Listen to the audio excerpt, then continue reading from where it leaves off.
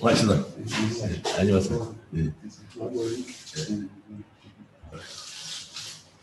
Good morning, ladies and gentlemen. We welcome you to today's segment of our week-long training. We do hope you've been having a good time since Monday. Today is another time of continuing the training section, and we shall be considering the topic effective sales and marketing strategy. Effective sales and marketing strategy. I know that sales and marketing are not new words to us. However, we would like to see some salient things about them this morning that will better enhance our capacity to make headway in our businesses as it's supposed to be. And so before we go further, we'd like to look at few objectives that will be our guide this morning. We will be looking at defining marketing and the steps in marketing process in the course of this discussion this morning. We will also further look at the difference between marketing and selling. We will look also at key elements in selling your products and marketing mix, how to improve your selling skills, and further look at the importance of market research and information gathering in the marketplace. And finally, we'll be looking at how to put all of this together in an actionable form to be able to achieve our business objectives. We will, at this point, look at few definitions of marketing as given by some associations, some institutions, and scholars. And we have on our list the first by the Marketing Association of American Marketing Association. And they look at marketing as the activity, set of institutions, and process for creating, communicating, delivering, and exchanging offerings that have value for customers. Value for customers. And we have another one by Dr. Philip Kotler, a renowned management scholar, who defines marketing as the science and art of exploring, creating, delivering value to satisfy customers, to satisfy the needs of our target markets. Marketing Association of Nigeria also define marketing as the management of science, management of process responsible for identifying, anticipating, and satisfying customers' requirements profitably. They further define marketing as the process of getting the right products and services to the right customers at the right place and price using the right promotions and publicity. Marketing is simply targeted at changing the motives of purchase of your target customers. Nothing is more likely to buy than direct, effective marketing. Marketing, therefore, is a process of understanding your customers, building and maintaining a profitable relationship. So, put all of this together, we can summarily say that marketing is all that it takes for a producer or a manufacturer to effectively satisfy his target customers, his target market. What all that it takes for goods to leave the production house to the hands of the user. There's so much that is involved and entails. And those are things that we would like to look at this morning as we proceed. while we just look at marketing, we want to also look at what sales is. Sales can be defined as the exchange of goods for money or compensation. Sales is satisfying the customer's needs or want.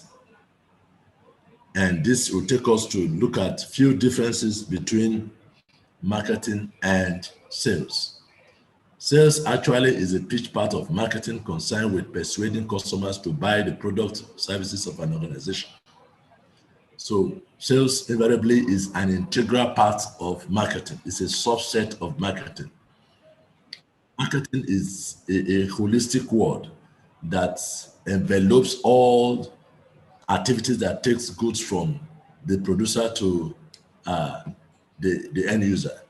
While sales also deliver the physical good, make the physical exchange happen, and get instant impact or feedback on the field. So we shall be looking at few differences between sales and marketing. Marketing studies customers' needs and wants in a defined market segment. So you can see that marketing is about studying, trying to understand the needs and wants of customers, or needs and wants in a defined market segment, a defined environment. So it takes studying of customers' need. But sales don't do that, don't study. Sales delivers, sales make the exchange happen.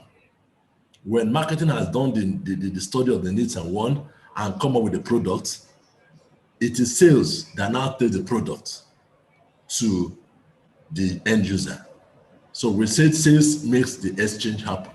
Sales deliver the product and collect, value for the product, collects compensation in terms of price or fee for the product. Marketing measures company image and customer satisfaction on a continuous basis. Still talking about studying. Marketing does the studying of customers' satisfaction and also try to measure the image of the company and to update the image of the company as often as is possible and ensure that customer at no point is dissatisfied with whatever is presented in the market. While sales strive to give the customer the best solution. So sales is always in touch with the customers, while marketing is on the drawing board trying to see that goods are packaged in a form that sales will be able to deliver effectively to the customer.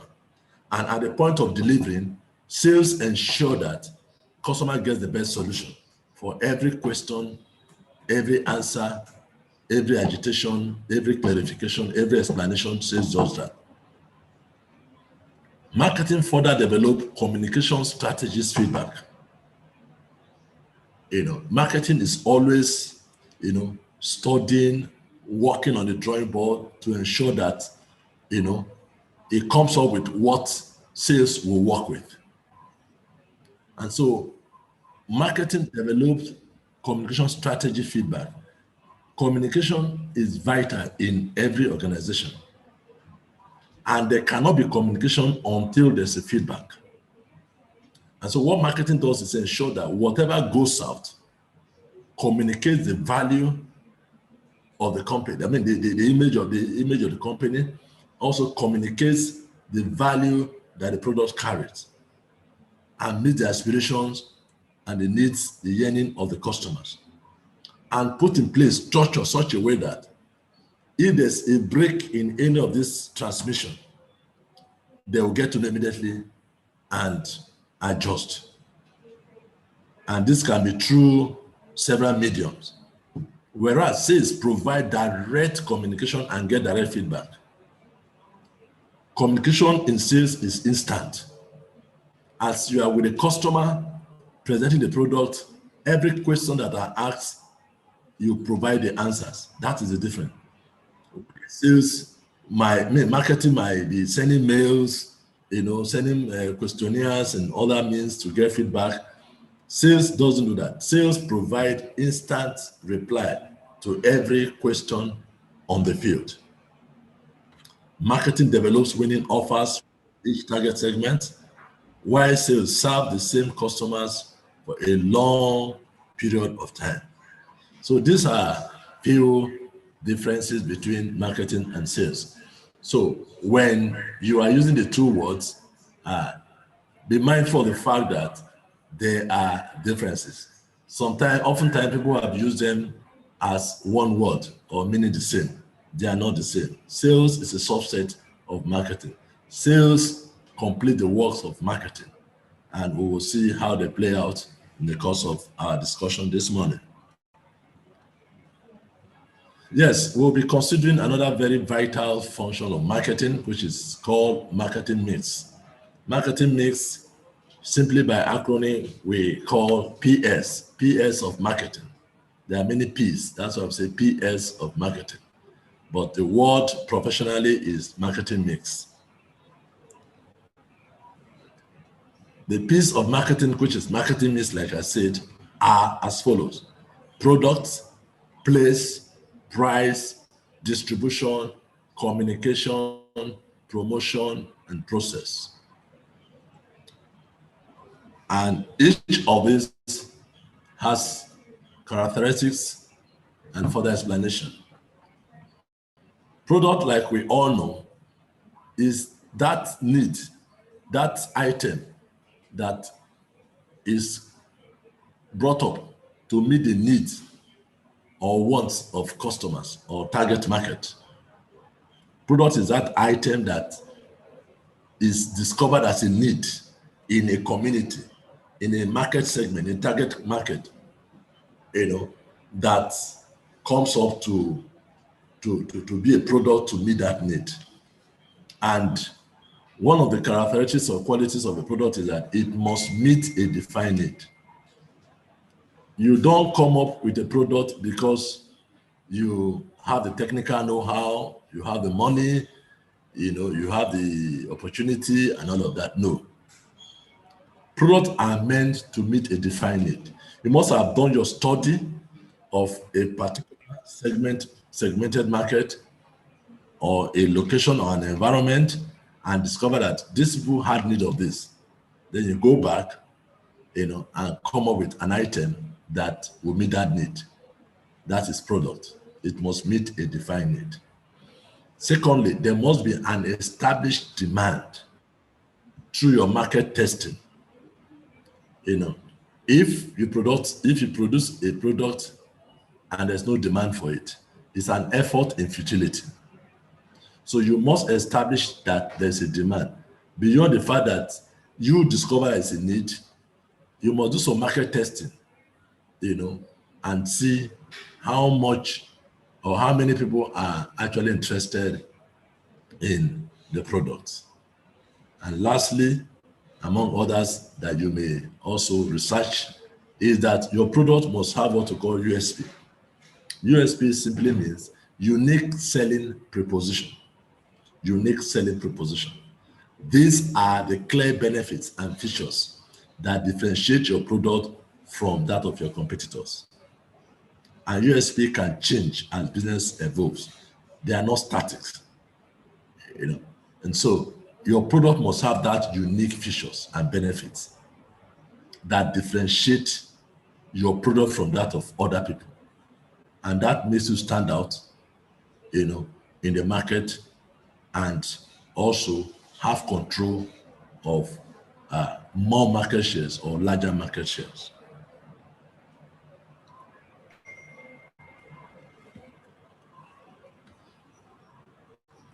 We have also another PS or marketing mix called distribution. This is how you move the process by which your product leaves the production venue to the end user. There are a lot of games that is being played in between before the end user finally get a product. And so in distribution, the questions are asked: how and where product is sold to the customers. That must be established. How and where product is sold to a customer. Then the location where sales are made.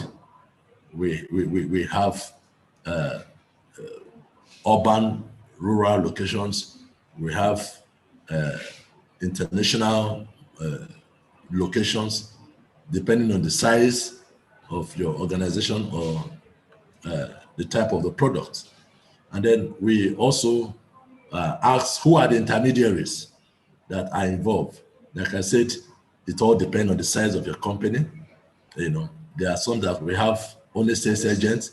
There are some that will involve wholesalers, retailers, and other suppliers or distributors that will ensure that your product gets to the end users. All of this must be established in distribution as a marketing mix.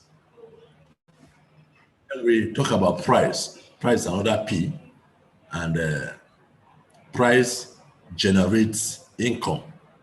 More importantly, profits.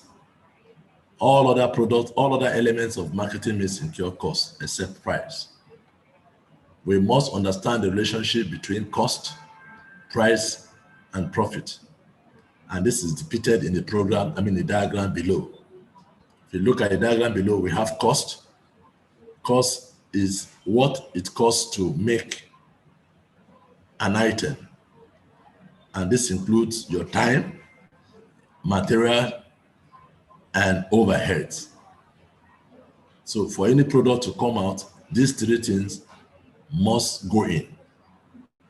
And they cost money. They cost your time, your material, and overheads. You quantify all of this in terms of money. Then the price is what you can charge in the marketplace based on value and cost. So determinant of price is value and cost. Cost, we discuss, is time, materials, and overhead. And then the value is the benefits, the features and benefits of the product. And so when you put this together, you now arrive at a price for that product to be sold that will make you recover your costs, the value, and what we call profit. So when you take price from cost, you have profit.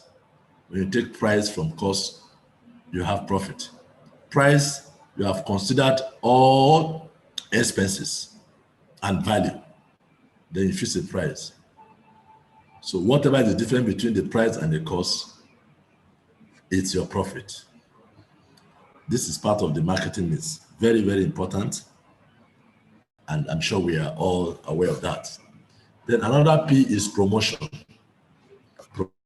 Promotion is simply, educating the people on the product, promoting the product, creating awareness for your product, enlightening the people about your product, orientating the people about your product.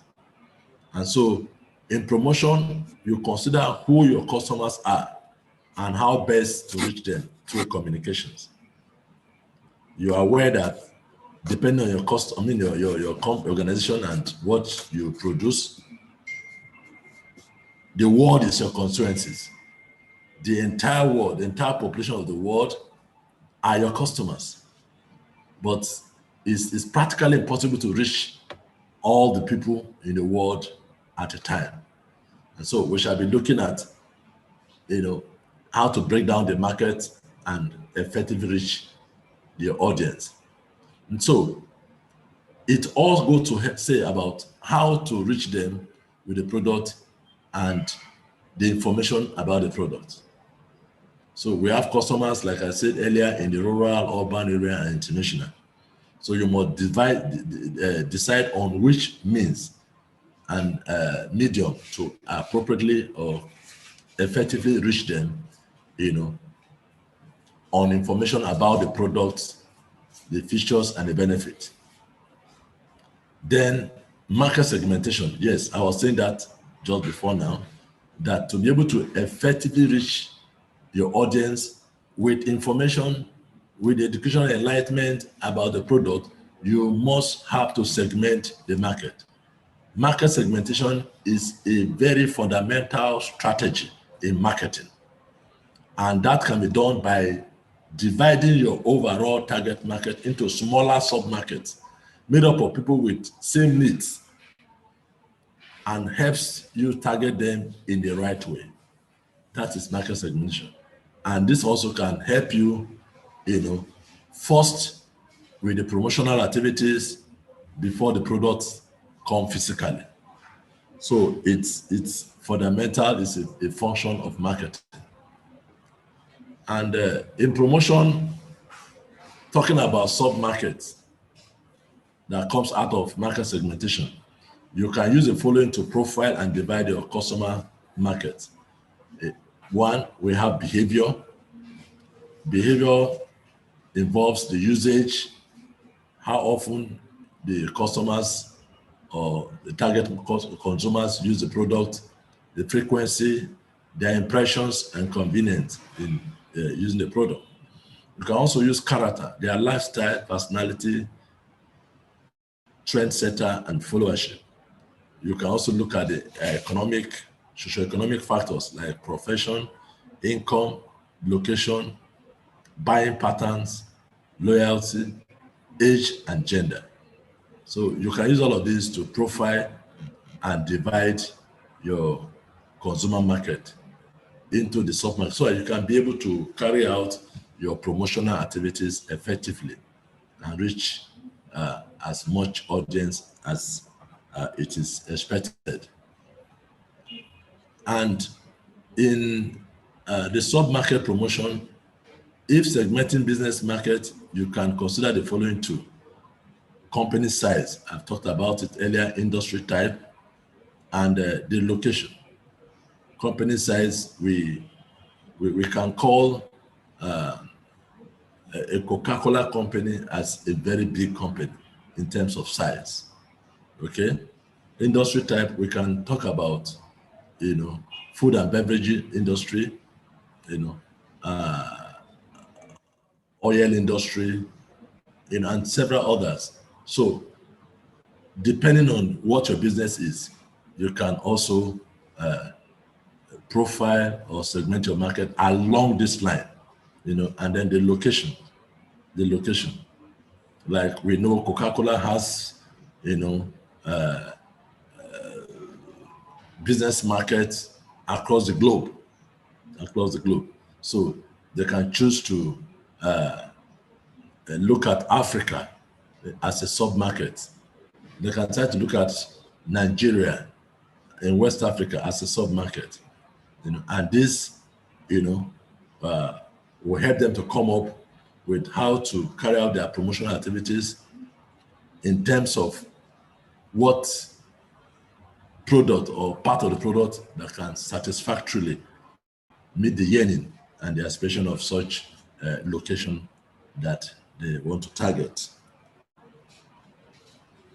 Then market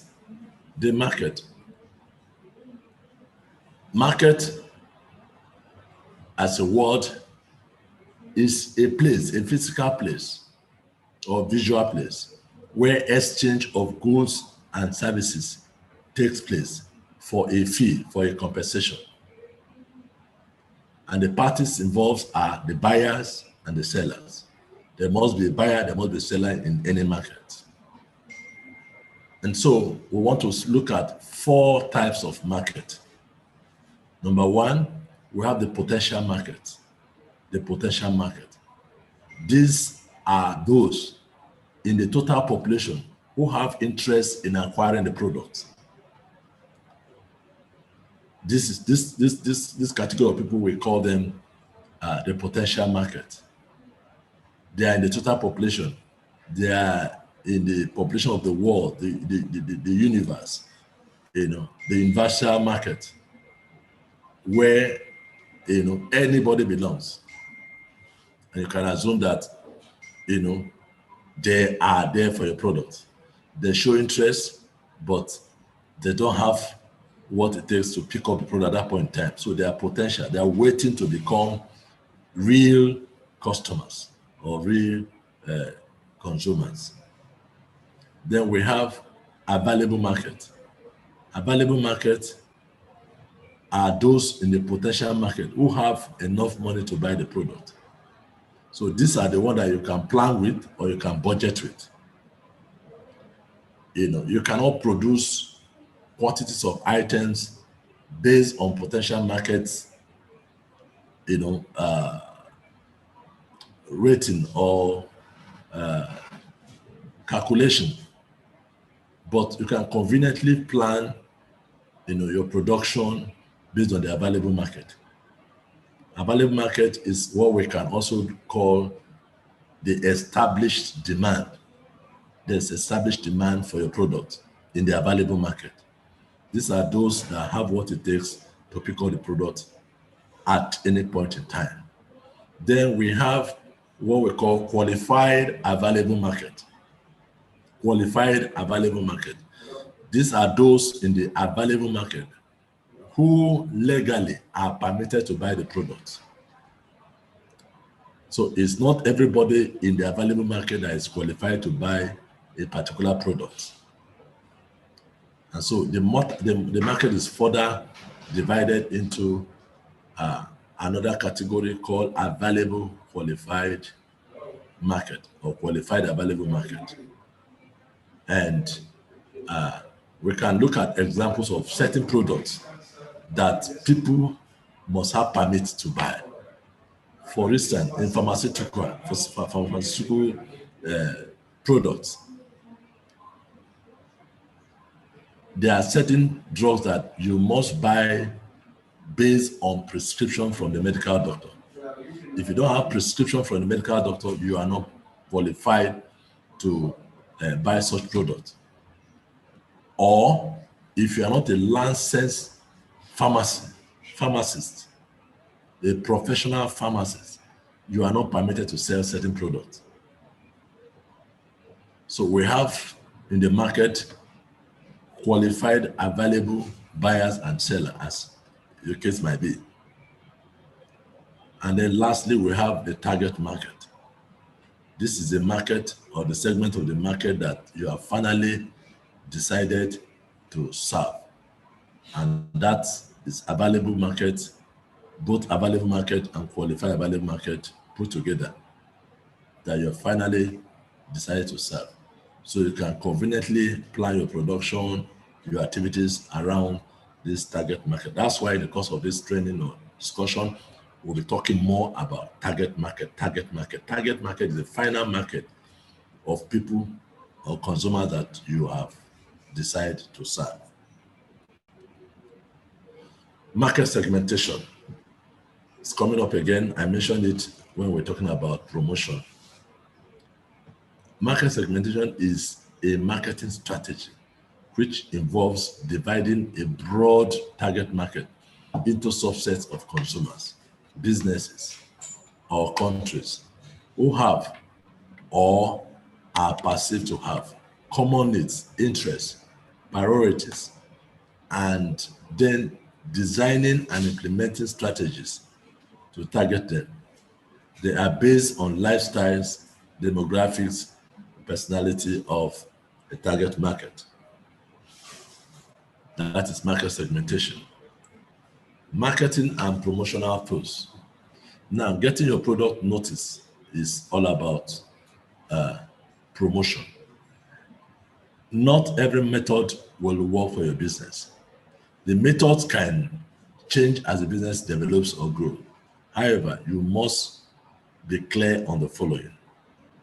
So, depending on your business and the methods you want to use, promotional activities must be such that will be tailored towards your type of business or methods you're applying to be able to get maximum results. And business is a going concern. Therefore, as it grows, as it develops, you are bound to review some of your marketing and promotional activities. And so we want to look at some of these things that you need to do. Talking about promotional tools, what message do you want to communicate? Who are your audience? What is the best way to communicate with them? What budget do you have? What measure will I use to know if I have been successful?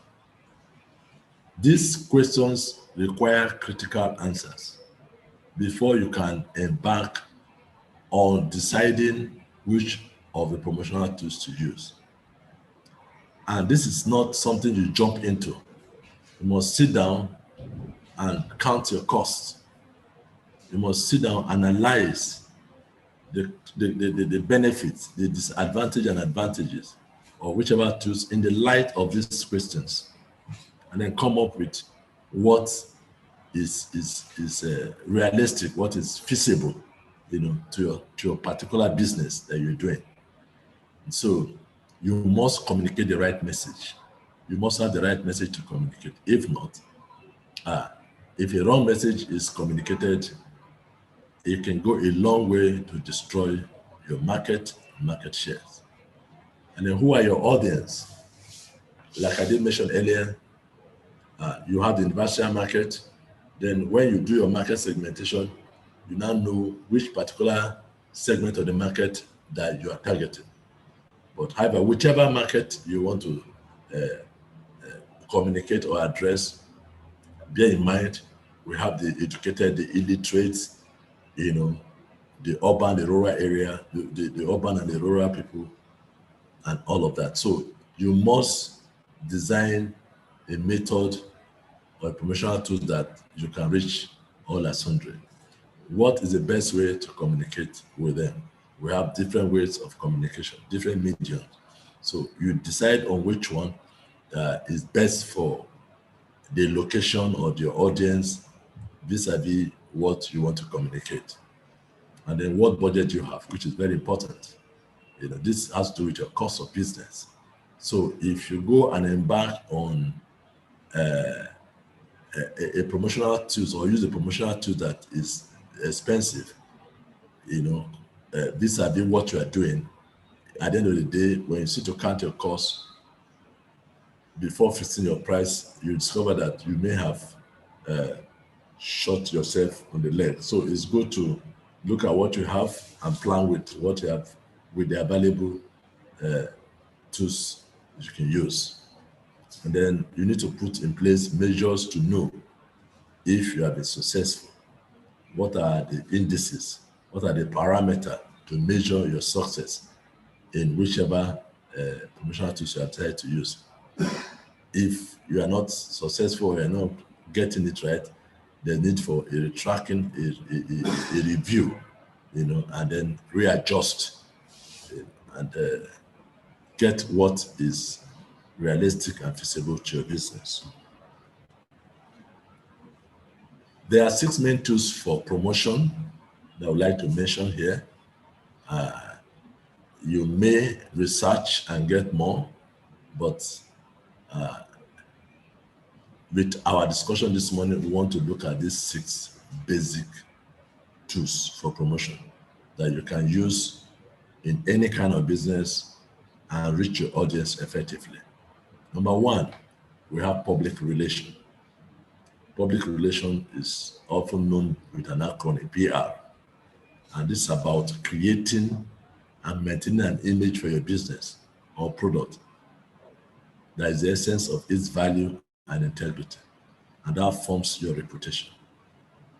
So public relations is, as the name implies, your relationship with the public, your relationship with the consumers, your target market.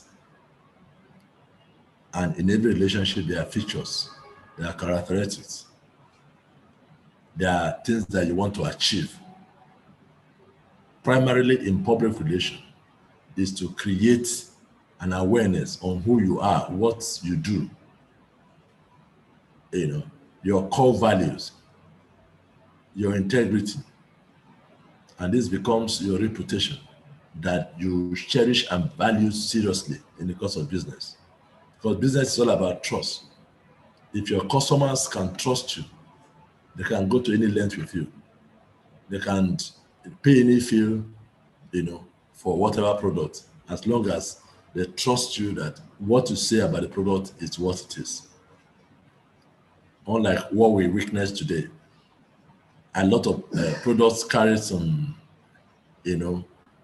label, and when you come to use the actual product or bring the actual product out, it's a different thing. And that's how we have NAFDAC, SON, and several other regulatory bodies trying to check to ensure that these organizations live up to their name, their integrity. So that's what public relations does. Some organizations have them as a department, and they are also as organizations on their own, as professionals being hired by organizations to put together their image profiles and some other things that the public needs to know about their organization. So either you have them, based on the size of your business as a department, or you hire the consultant public relations of managers to come do your business promotions for you. But very importantly, whatever is said about you, ensure that's who you are, what your business represents. Then we have another one called advertising. Advertising is an old name in management, in business sector. Advertisement is all about letting people know what products you have, what your organization is after, and what you do, And this can be done in various diverse, can be through radio, television, newspaper, billboards, flyers, banners, and a whole lot, So we have three main reasons for advertising. Number one is to create awareness among target audience. Create awareness on your product, on your existence as an organization among your target audience. And then advertising persuade customers to buy your product by promoting the benefits and features. And that's what we call, there's something we call persuasive advertisement. Persuasive advertisement. You are being persuaded. Sometimes advertisement coerce you, cajole you to buy certain products, sometimes against your wish, or or make you change your motives for buying, because in the market there are several products, some are similar, some are the same, but different organizations or different companies, But in advertisement, you will be persuaded to buy Pathlon over the other one, and that advertisement helps a lot in competitive war, And so another reason is keeping up company profile. Advertisement ensure that the profile of the company is being updated, reviewed, time and again, and communicated to the appropriate audience. We also have another tools, promotional tools, called internet and online marketing.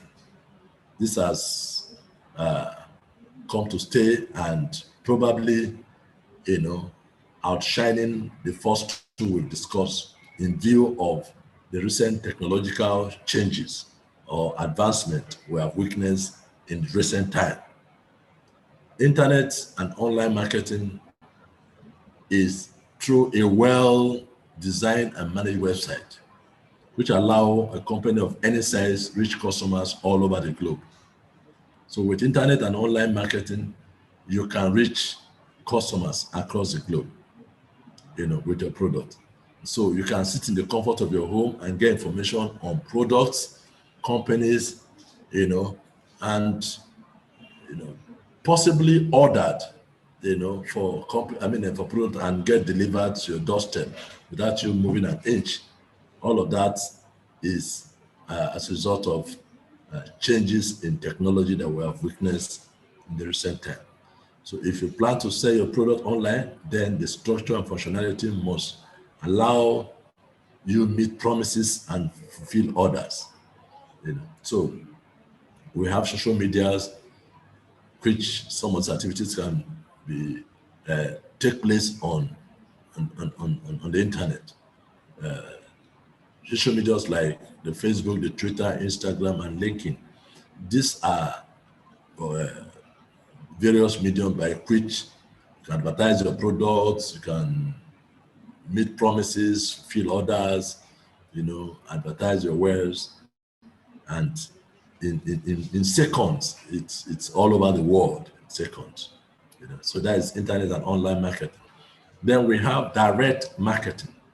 Direct marketing is about direct mailing, sending mails, email marketing, telemarketing, and this work best with existing customers. By using this, it's assume you have your customer base or customer database, and all you need to do is to send multiple mails, trying to introduce or bring into the awareness of your target audience of a new product, a new production line, that just been introduced, and email. You can send bulk emails, bulk SMS, and in a matter of seconds, your mails can be delivered. Still, with the technology that it's currently available. So this is another promotional tools that can be used. Then we have sales promotion. Sales promotion is an old promotional tools that have lived the test of time, and it's about you employing some personnel, and taking your wares, your van to the marketplace on market days, or depending on the days of the market, it can be every day, depending on the location, drumming for their attentions, trying to attract the attentions of your customers or the target market, to what you have. And this goes with a lot of slogans, jingles, talking about what will endear them to the product, what will attract them to your product. It's a short-term activities to encourage customers to buy and boost your sales for a limited period of time. What this does is, when that happens, a lot of people will want to rush to buy, because it goes with a promise of discounts, reduction in price, vouchers, BOGOF, giving of guarantees, and all of that, and invariably it's for a shorter period of time, because it's not sustainable. It's not sustainable business-wide, because you continuous giving discounts, and reducing prices might, on the long run, be damaging to your image. Probably somebody will think you are trying to sell substandard product, or maybe your product is near expiring, and you're trying to get rid of them and all of that. Meanwhile, that's not the original target. The original target is how to boost your sales and take over the market. But if it continues, it might be detrimental, to your activity, to your marketing activity. And so it's often advisable that sales promotions are carried out for a shorter period of time. Then lastly, on these tools of promotion, we have personal selling. Personal selling. This enables you to listen to prospective and existing customers' needs and allow you to convey the ethos and values of your business. This personal interaction allows you the opportunity to offer valuable opportunity. Grant you opportunity to offer valuable first-hand information to your customers and get on your product and get feedback. So this is majorly what sales does. They do personal selling. Okay, they go from door to door, neighbor to neighbor, okay, and sell their wares, sell their products. And at that point in time of this personal interaction with customers, you know, details about the product, about the companies are released to the customers, and feedbacks are also gotten on the product. You know, how the customers feel about the product vis-a-vis the value and the price. And then you can also discover on the field or through your customers in this personal discussion or interaction, the activities of your competition, you know, and that will help you to re-strategize and take hold properly of the market and continue to strive. And so those are few tools on promotions that we are recommending that you can use for your business and strive. Then coming back again to marketing mix, we discussed some few marketing mix earlier. This is like an expanded marketing mix. There are further parts of the marketing mix, and this has to do with the people, process, and physical environment. The people, process, physical environment. These are still part of marketing mix, and we shall look at them in detail as we make progress. Now, I want to look at marketing process, the process of marketing.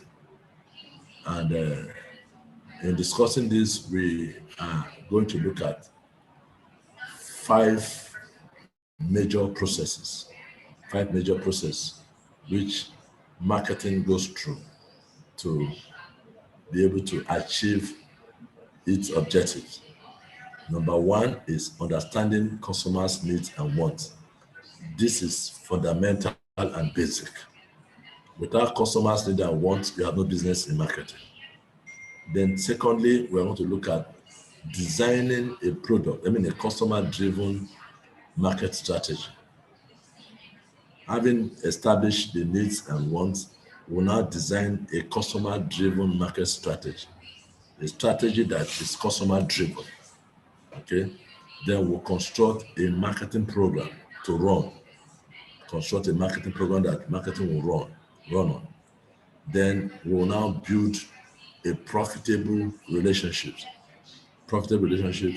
between the business owner and the target market.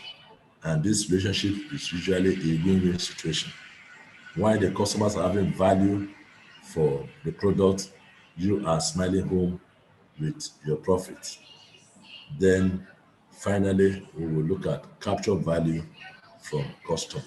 How to capture value from customers.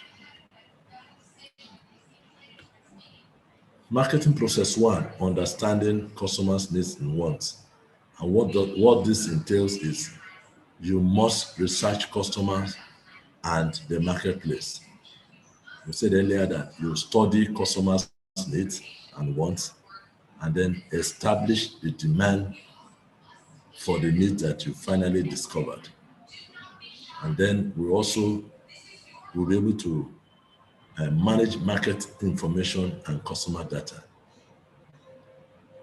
Having understood, to understand customer needs and wants, first you research to know your customers and the marketplace. Then secondly, we will have to gather information about the market and have a customer database to run with. Process number 2, designing a customer-driven marketing strategy. And how to go about it is to select customers to serve. And that takes us to market segmentation and targeting. You can't serve the whole universal market. So you do what we call market segmentation and targeting. And then you also look at value proposition. And it's about differentiation and positioning. These are, medium by which you can design marketing strategy that is customer driven. when we say customer driven, it's participatory. You know, you are carrying the customers along, and their opinion, their suggestions are built into, you know, your plans. And when the product finally comes up, or when you're in the market, you know, it's like our product, our thing, and it flows and gets the acceptance that it's needed. Then marketing process 3, construct a marketing program that delivers value. You know, in our definitions, we talked time without number about value. Value, whatever products that you are delivering to customer must have value. It is the value that the customer is paying for. If a customer, if a product is not giving the value that the customer is looking for, then you have no business in the market. The product is about value that it carries. And to go about that, we need to have what we call product and service design. Doing this by building strong brands. Then you look at pricing, you know, create real value for the product. The customers are ready to pay any amount if the product carries value. Then we talk about place. Place is the market where demand and supply are being managed. Demand and supply. These are two forces that determine the sources of marketing. And so you must bring the demand and supply to equilibrium point. Then promotion, create value proposition. We dwell so much on the issue of promotion. Create enlightenment, orientation, educate the people on your product. That way you construct marketing program that delivers value. Then marketing process 4, build profitable relationships. Building profitable relationships. And I said, this kind of relationship must be a win-win kind of relationship. And doing that, you must look at customer relationship management. You know, a lot of organizations, they have customer care managers, front desk officers.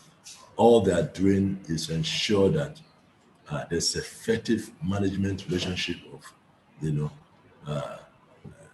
company customer relationship. You know, if you go to most corporate organizations like the banks, you know, they don't play with their customer care centers. You know, telecommunications, their customer care lines are 24 hours working. You know, all because they want to be in touch with their customers, managing them, educating them, relating with them, updating them with development, you know, in the industry, in the market, as it were. And this is basically existing customers, you know, because customers that have not gotten, they are not yours yet. Then we also build profitable relationships through product relationship management. You know, and that's to do with who are your suppliers, who are your middlemen.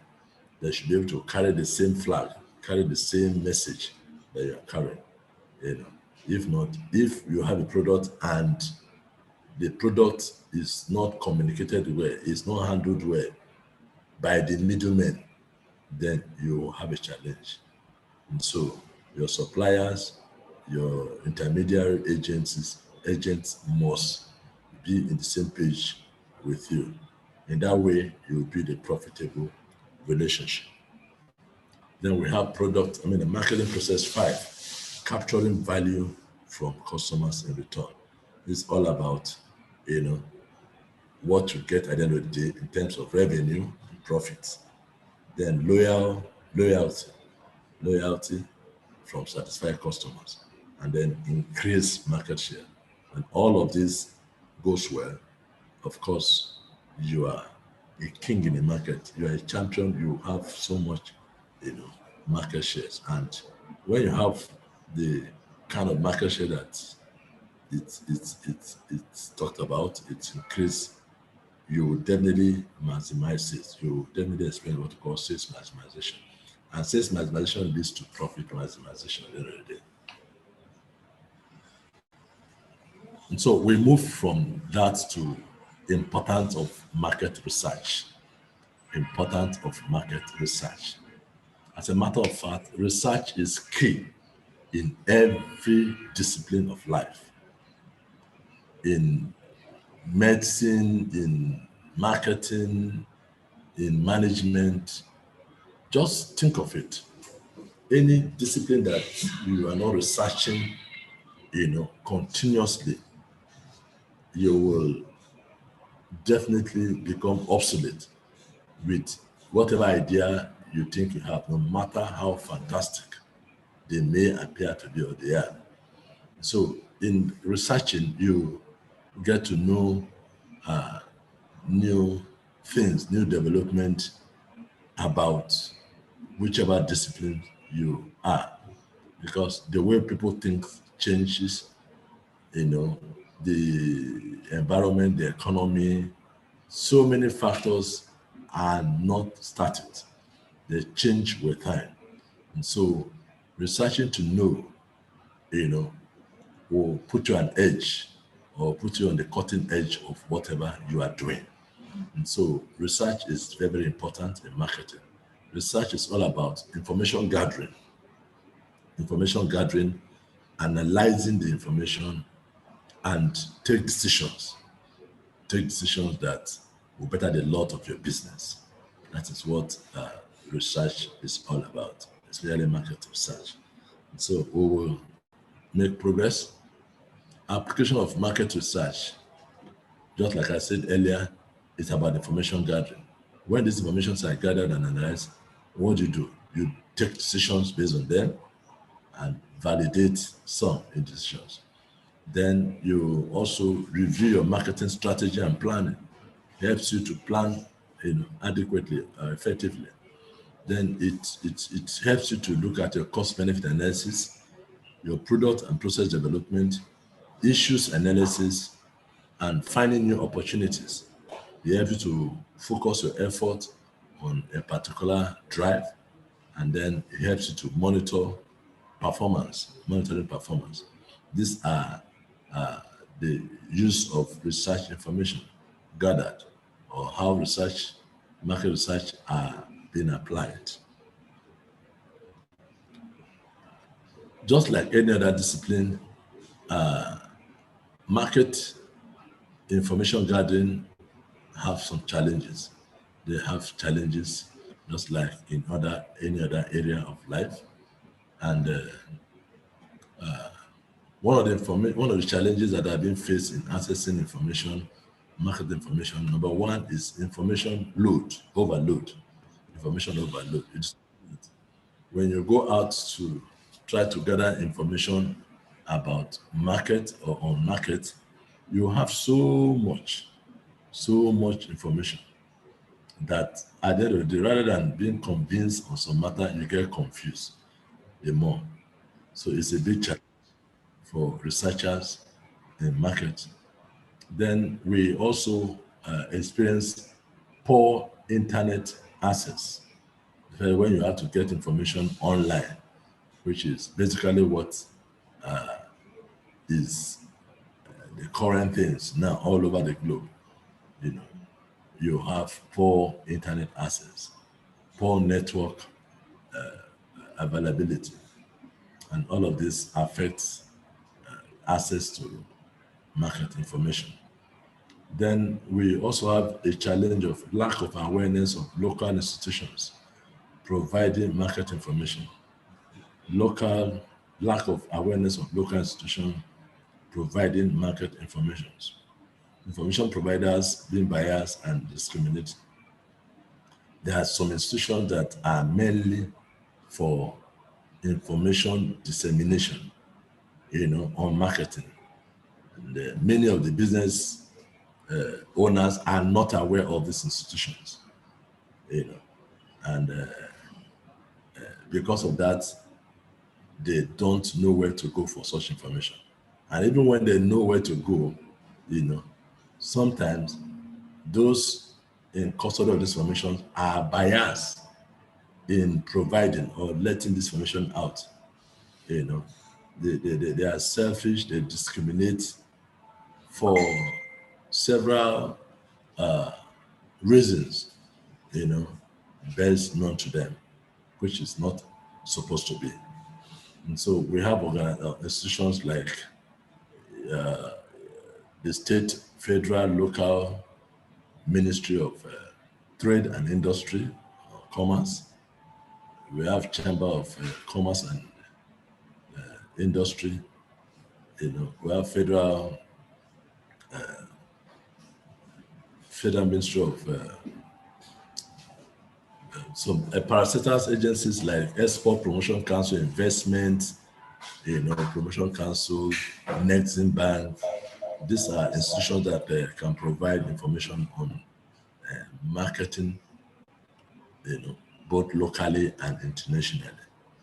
Then we talk about limited resources, to be able to visit market, trade shows, exhibitions, where information can be obtained.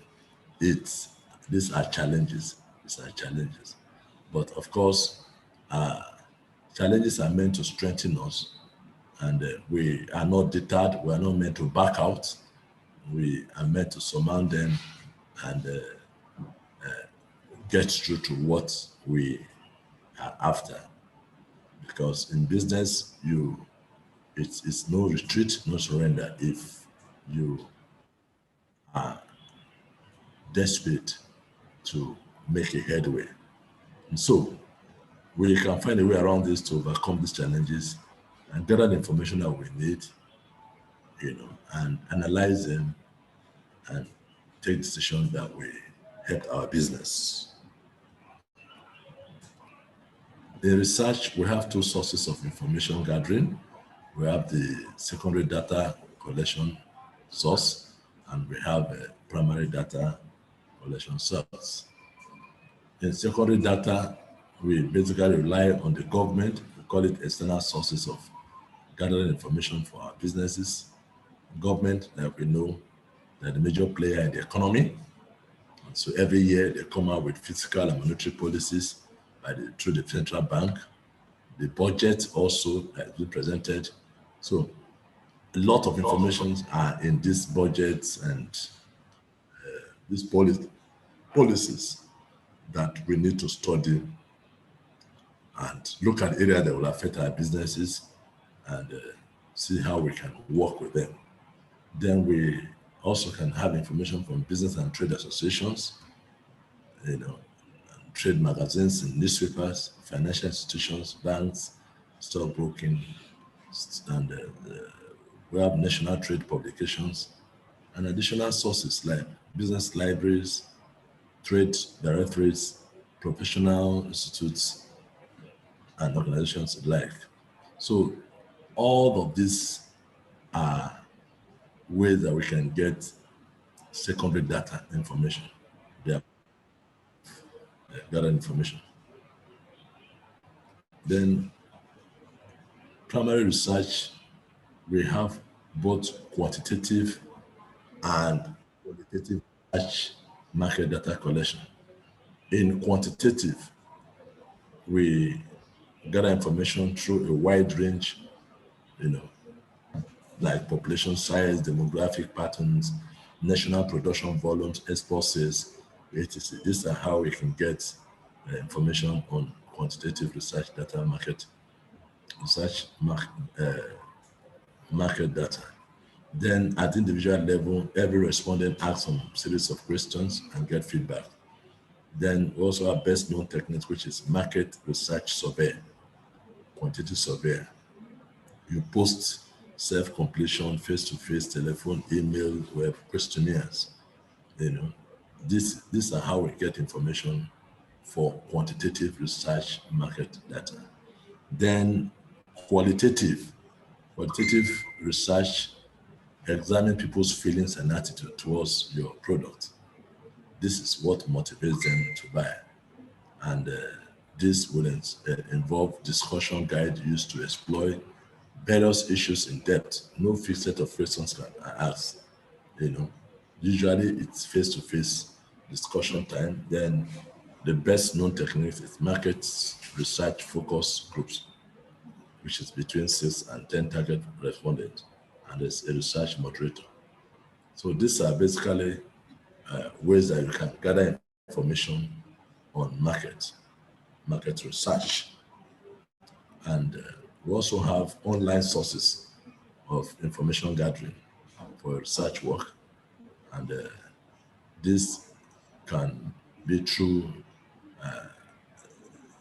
subjects and sites of interest. You go to subjects and sites of interest online, like market data, country data, foreign trade reference material, trade and industry publications, company website. All of this, are online. You can get any information you want about this.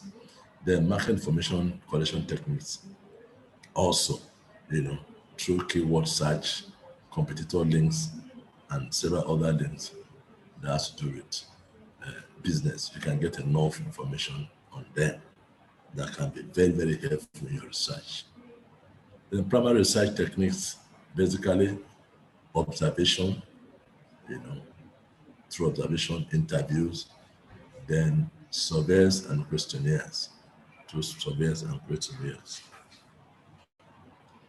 Challenges of research data. Some of the data that are gathered face some challenges. For instance, secondary research should generally be complemented with a primary field study. That is to say, the information that are gathered externally, like we discussed earlier, are not enough for you to pass some critical and crucial decisions. Rather, you do some field work finding to complement it, to be double sure of what you want to do. So there are constraints of secondary research. They are not to be relied on 100%. Absence of specific information. There are specific information that are of utmost importance that you cannot take a decision without them, and it's a challenge. Difficulty in identifying the relevant secondary information, protected information that they call classified, which means you cannot have access to them. Even online, you have to subscribe, you have to do certain things before you get certain information. It's a challenge. Availability and usability of information are also. Then we have contradictory information. Contradictory information can be confusing, and not good enough for business decisions. Then updates, where information are not updated is a challenge. And cross-national comparison, when you try to compare nations of the world on issues, you see variants that are detrimental to your decisions. So all of these are challenges of data and research data. But like I've always said, you must look around how to overcome these challenges and come up with something.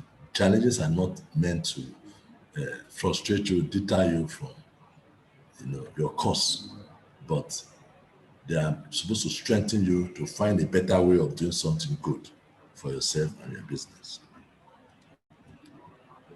Setting objectives. What are the objectives for research? Basically, what does the company decide?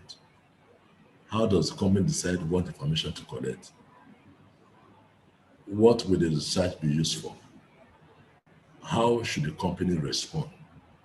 These are questions that must be settled in your mind before you embark on any research work. What should you know about your customers? Your customers are the reason why you are in marketing or you're in sales. So first and foremost, you must know your target customers. Who are they? Are they decision makers in the business?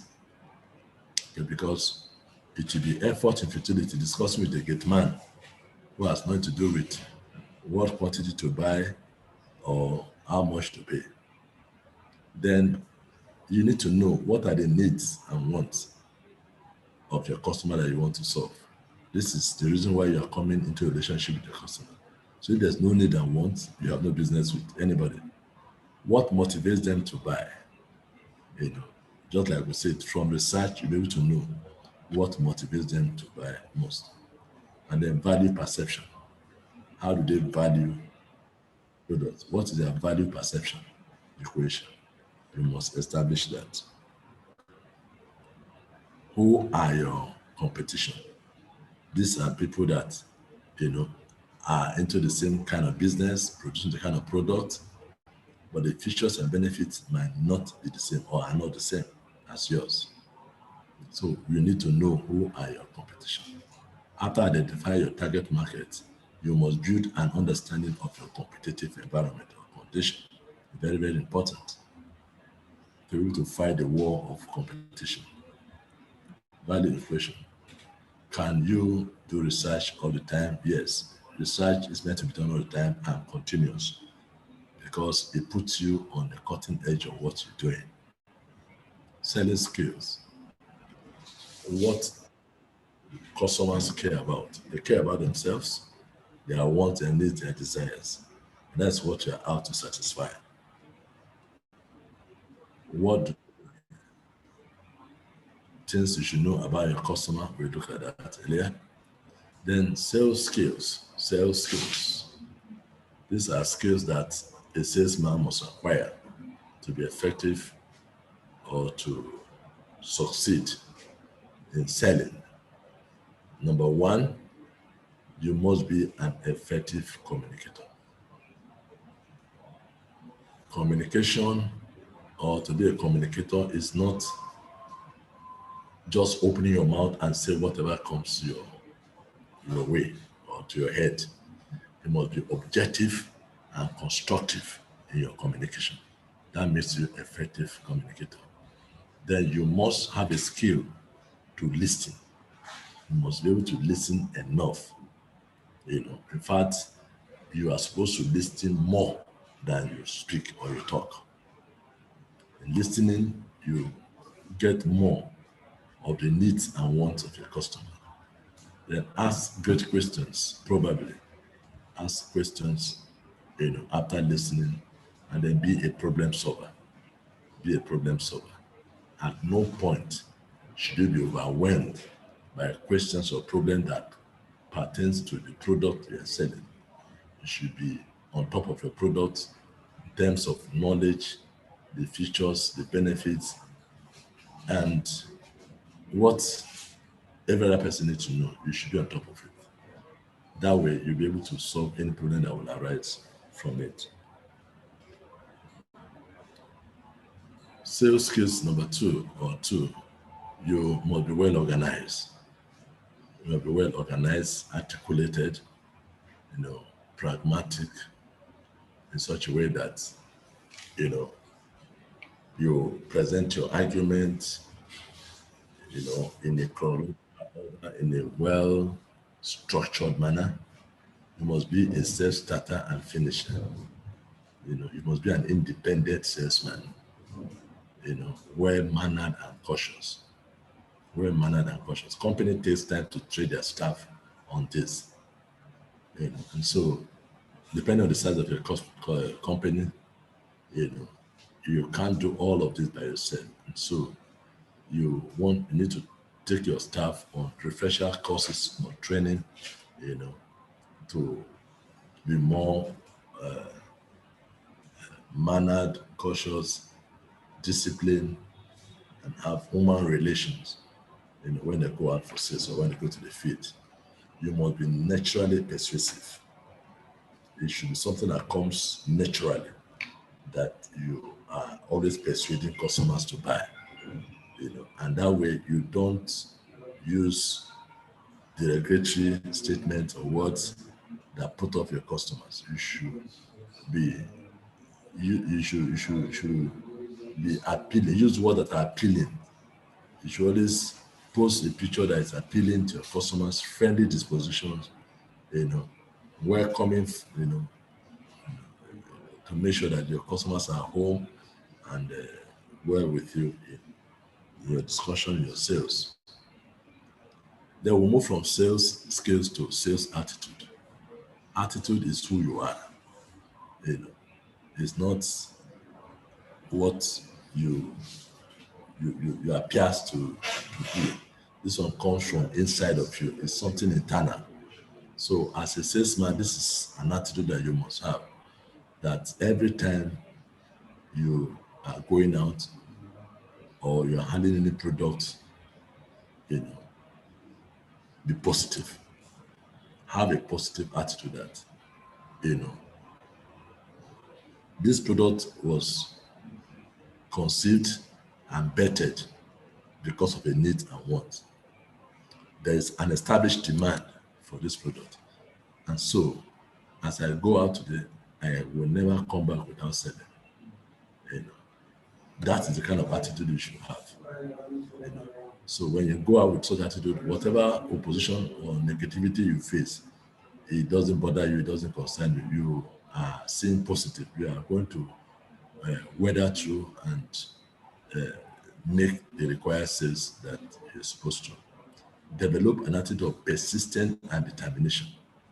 There's no doubt that there will be frustrating, discouraging situations and circumstances, but be persistent and determined to succeed. Develop an attitude of superior quality. Don't allow inferiority complex in your life in any way before your customers. Always look at yourself as the best in every way: your product, your appearance, your speech, your mannerism, and all of that. So have that attitude that you are in charge, you are in control. Have a quality argument all the time. Selling attitude requires you always maintain a pleasant personality. Be friendly, customer relationship all the time. Before you do anything else, sell yourself. Sell yourself, talk about your person, the stuff you're made of, not arrogantly and proud. Then know your product, know your honors, be on top of your product information, know the value equation, know your competition, know why your customers should buy from you instead of your competition. These are very, very, very basic and fundamental things you should have at the back of your mind as a salesperson. Getting in position to sell. First, you must know who are your target customers, know who the decision makers are, execute your plan consistently. If you can't and won't do it, then you need to hire somebody to do it for you. Like I said, there are even professional marketers, consultants, who practice all of these things, who can come and build up your marketing structure and drive it for you, and you pay a fee for that.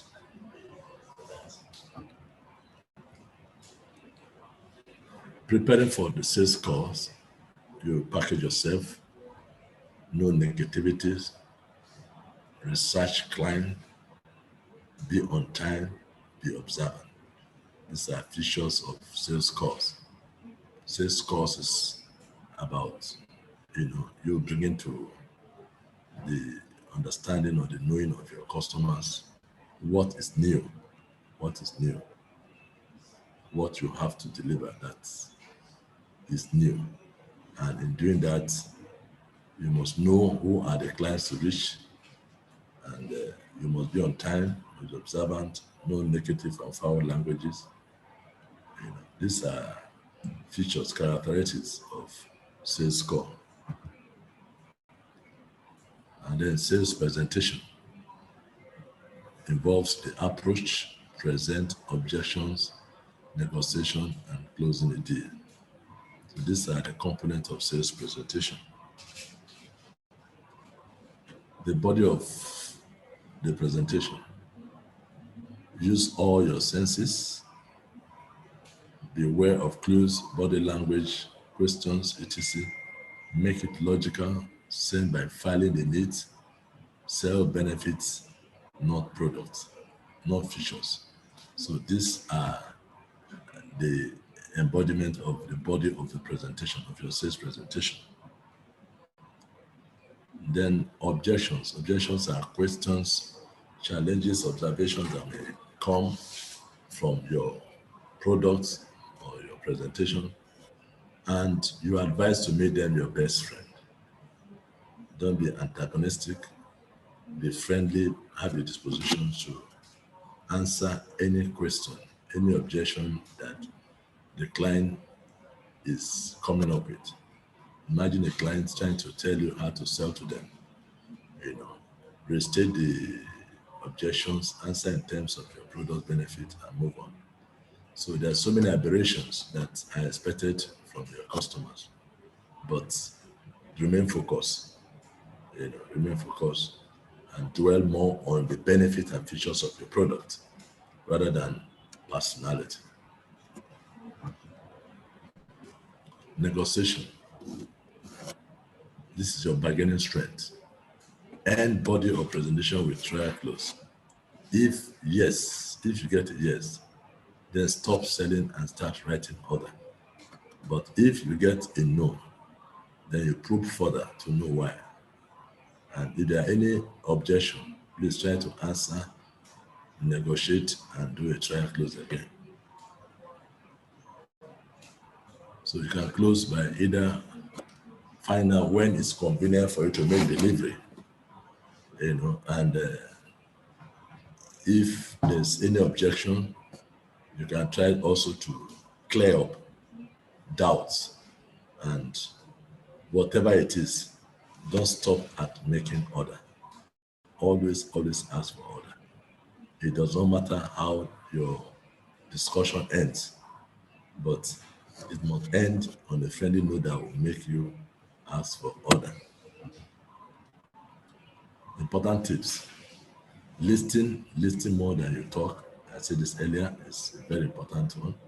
Never talk over your client. Listen to what he says. Control the flow of the discussion. Don't allow yourself to be overpowered by your customer. Be on top of your honors. Always ask for the order. If you do nothing else, ask for the order. And where orders are taken, ask for referrals. That is what is happening in multi-level marketing businesses today.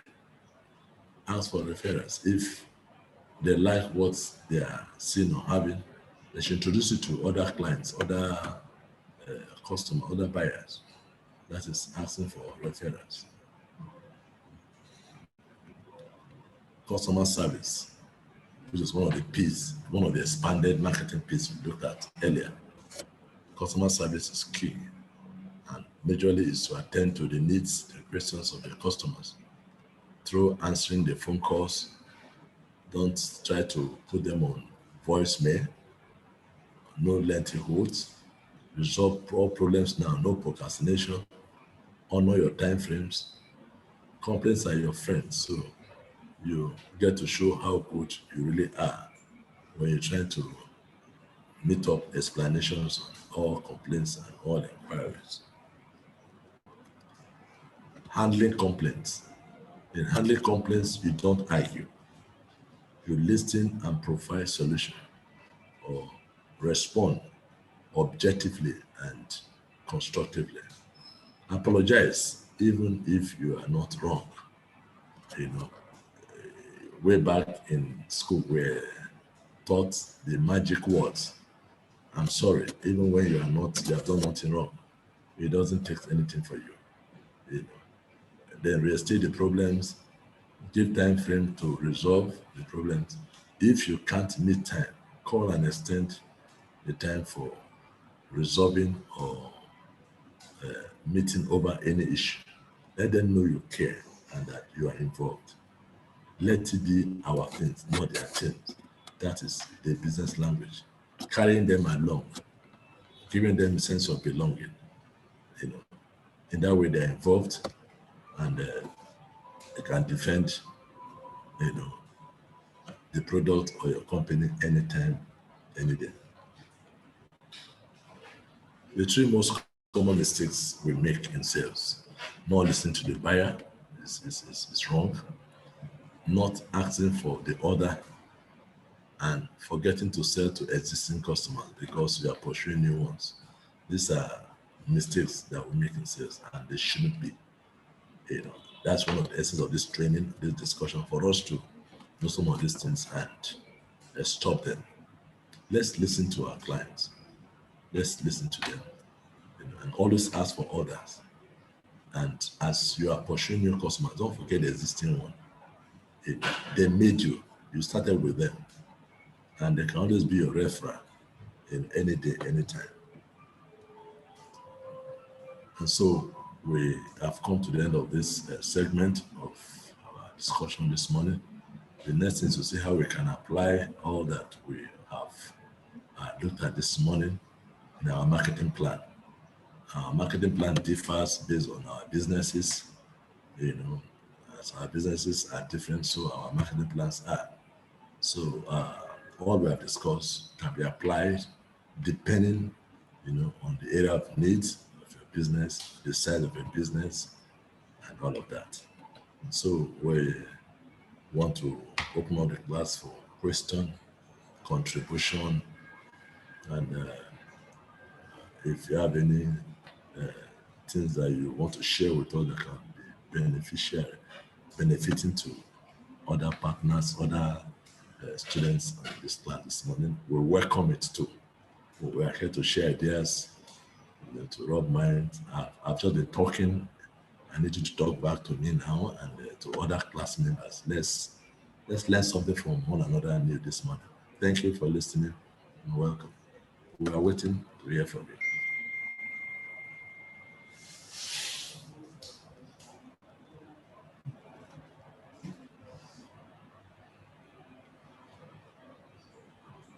Yes, good morning. We are waiting. Can you speak out? How did it go? Did you get anything? Did you grab anything? Yes. Helen. Good morning.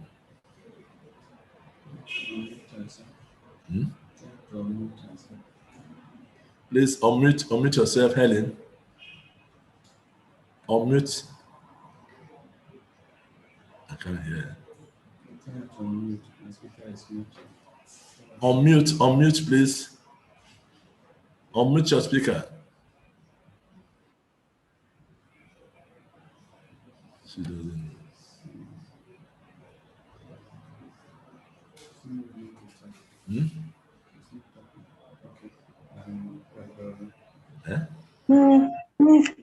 Good morning, sir. Good morning. How are you? I'm fine. Good to see you. How did it go? Thank you, sir. It went well. Thank you so much. Yes. So I was saying I don't have a question. Okay. So I said, and then you kept saying unmute. Yes, we're not hearing you before. I enjoyed the lectures. Okay. Yes, sir. Thank you. What business do you do? Yes, sir.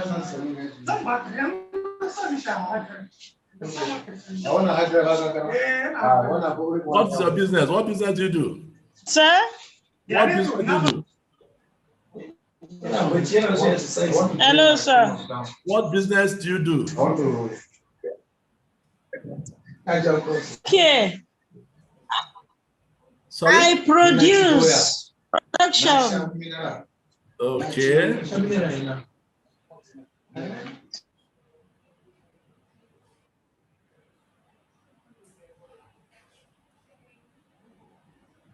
Yes, can we have more inputs, more contributions, more questions?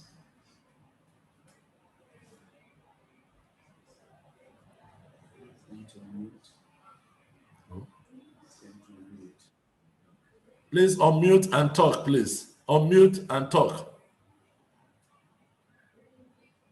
Robert Ikechukwu, Destiny, Chukuma, please unmute and talk. Chukuma Charles, yes, we want to hear you. Go ahead.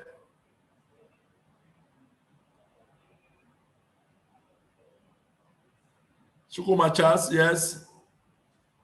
Speak out.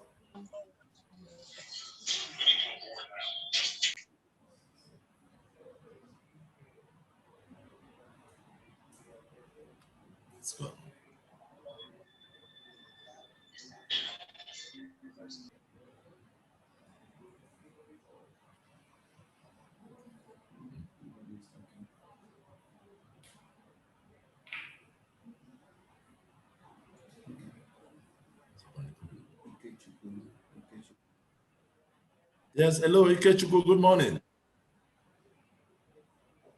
Good morning.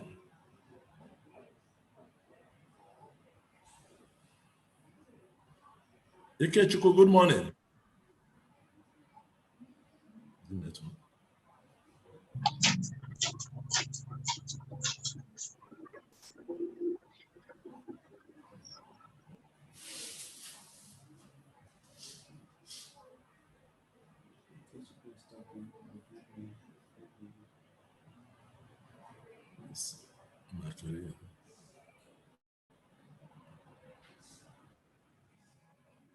Hello? This is UK.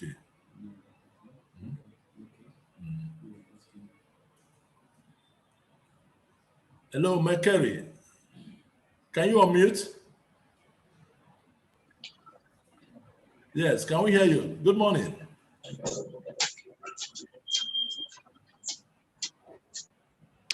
No voice audio. Good morning, how are you? Believe.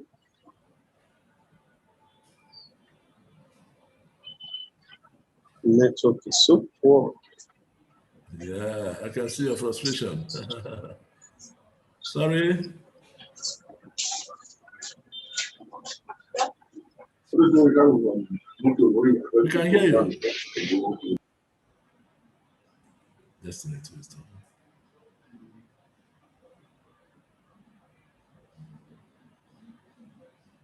Destiny, good morning. Can you unmute? Good morning, Destiny. Good morning, sir. Can you hear me?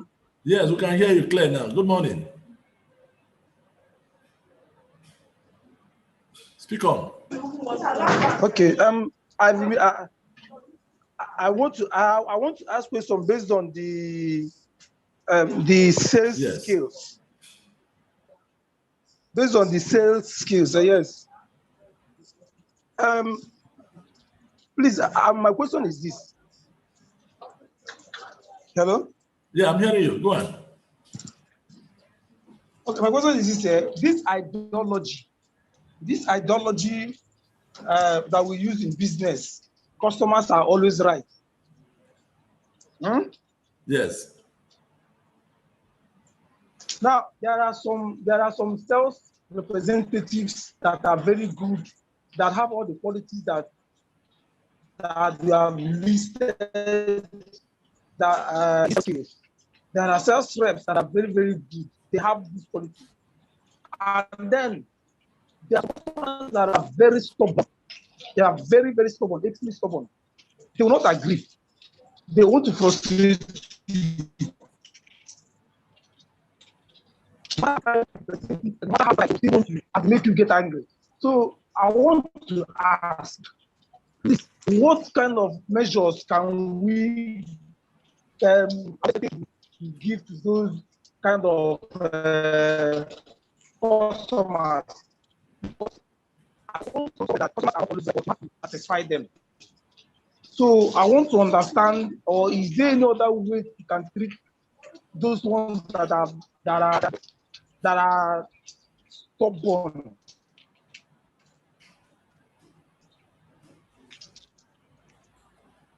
Okay, thank you very much. Thank you. I got your question. Thank you very much. Hello? Yes, I got your question. Can you hear me? Thank you. Thank you for your question. Yes. Oftentimes we say customers are king, and like we discussed in the selling skill, you have the interest of your product and your company paramount. And so you will not stop at anything but to sell. And we said you should always have this pleasant disposition, be persuasive all the time. And so you will have to ignore as much as possible the excesses of these customers, because your time with them is just for a short while. So if you know your honors and you stand by what you know, it does not matter how they feel or what they say. You just do what is right. You have to be resilient, you have to be patient, you have to be persistent and determined to serve. That way, you'll be able to accommodate them, accommodate their excesses. There's no other way because you must serve. And so let it be a skill in you that no matter how stubborn, the customers are, you will surely overpower their excesses and do your sales and achieve the objective of your company. So thank you very much. I hope we're able to satisfy your question. Yes, sir. Destiny, thank you. What do you do, Destiny?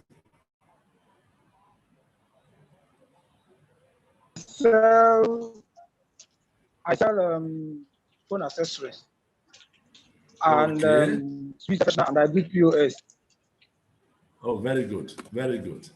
So please try to accommodate your customers. They are the reason why you are there.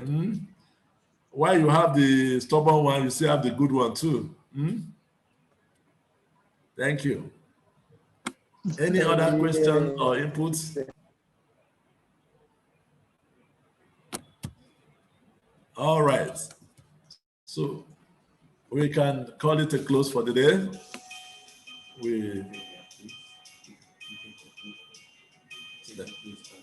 Okay, Coach Chuku, are you back? Okay, Chuku, good morning. Yes. Good morning.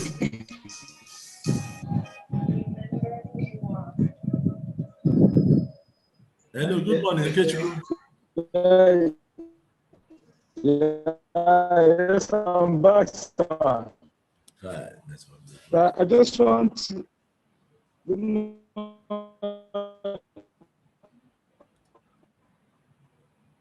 Yes, go ahead, go ahead. We are hearing you. I just want to thank you, sir. I really enjoyed You can type your question on the platform. If the network in your area is bad, you can type your question on the platform. We'll answer you. Thank you.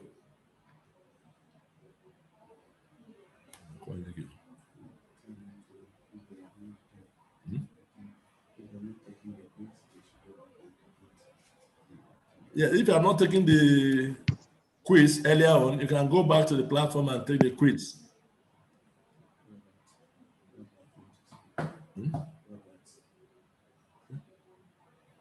Robert. Okay, Robert. Yes, good afternoon, sir. Good afternoon. How are you? I'm very well. And I must say you actually did a very thorough job by delivering your lectures very well. I did understand everything, but I'm just a little curious about the slide where you talked about challenges of research data, and you listed those points. My question is, does it apply to small scale businesses or in general? That's just it. Can you get my question? Yes, I got your question. Okay, thank you. Research is research, regardless of the size of your business. If you want to do research, they take the same format, and they take the same challenges, So it's about information gathering, okay? If your business is small scale, there are places that you can go for certain information. You may not have as much challenge as people that has that are multinationals or has bigger companies or bigger size of companies, So depending on the size of your company, that will tell the kind of information that you need and where you go for such information. So the challenges might be the same, but the severity might not the same, depending on where you go to gather your information. Robert, I hope I'm able to. Yes. Yes, All right. I was able to get that. Thank you very All much, right. sir. Thank you. Thank you. Have a great day. You too, sir. Yeah. Bye. Ikechukwu, can you still get us? It's like you have network challenge in your area. Sure.